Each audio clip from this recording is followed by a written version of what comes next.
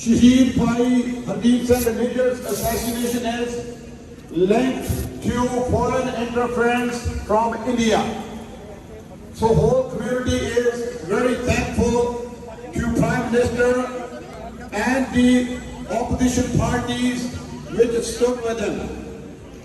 And officially, just so the media knows, we will be officially announcing a statement exactly at 1 o'clock on behalf of the community. So that official statement will be announced at 1 p.m. so as all the media knows.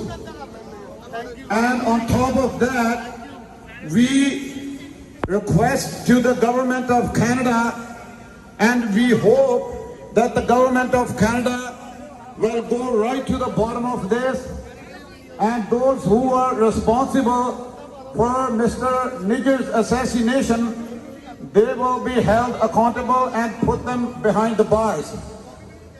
And on top of that, we request